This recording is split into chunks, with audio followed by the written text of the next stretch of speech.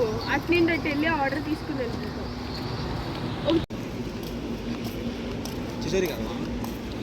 And మామూలు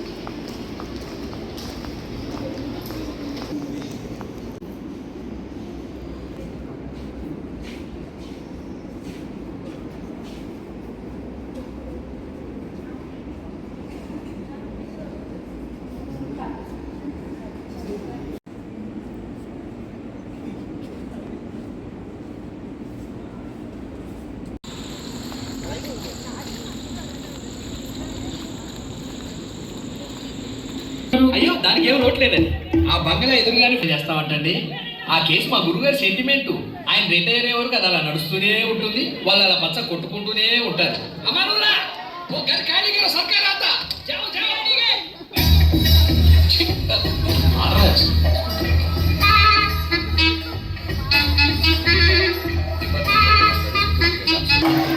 అరవింద్ గారు, మీరు విడివిడిగా చూడకండి, కామన్ కనిపిస్తుంది.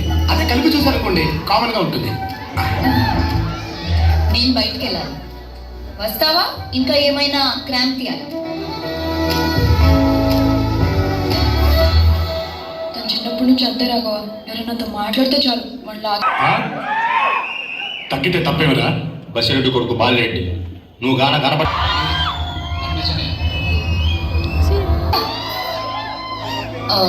మా తమ్ముడికి స్కూల్ మ్యాగజైన్ కోసం కథ కావాలంట, చెప్తావా? నేను ప్లీజ్. ఒకవేళ ఎవరితోనూ ఫిజికల్ ఇన్వాల్వ్ అయితే రాఘవ, కెమిస్ట్రీ ఫిజిక్స్ లేకుండా కథ చెప్పలేవు. ఒక కథ చెప్తా, రాసుకో. ఈ కథ పేరు మొండి కత్తి. అనగనగా కోసల అనే రాజ్యం ఉండేది. ఆ రాఘవుడి తండ్రి నాగార్జునుడు మరణించాడు. కానీ రాఘవుడు తన ఒంటిపై పడాల్సిన కత్తిని సగానికి విరిచి కత్తితో తడిపి నదిని దాటి గడ్డి పొదల్లో ఉన్న బసవేశ్వరుడి కంఠంలో ఈ మొండి కత్తిని తెంచాడు. రక్తం.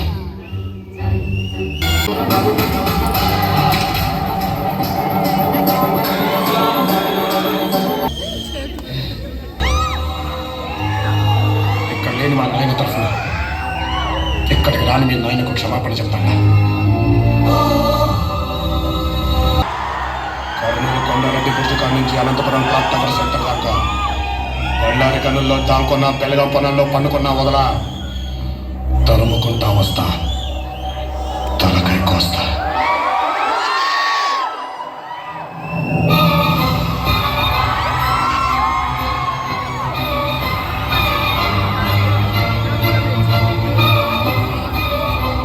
కృష్ణారెడ్డి, నా ఇన్నేళ్ల రాజకీయ జీవితంలో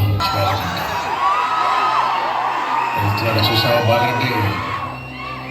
వాడే ఆ టార్చ్ బ్యానర్.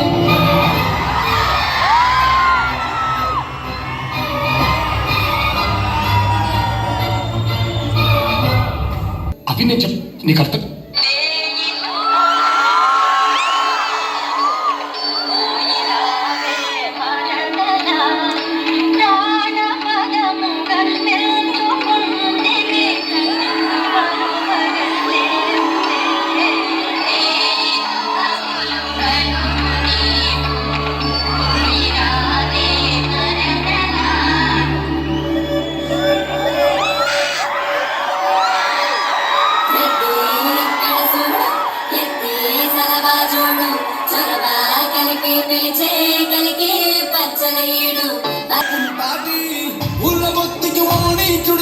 నీకు మళ్ళీ ఉంటాది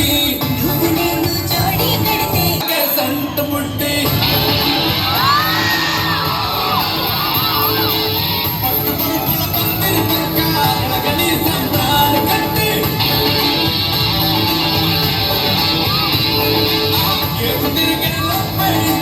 దొరుకుతాడు చంటి రెడ్డి.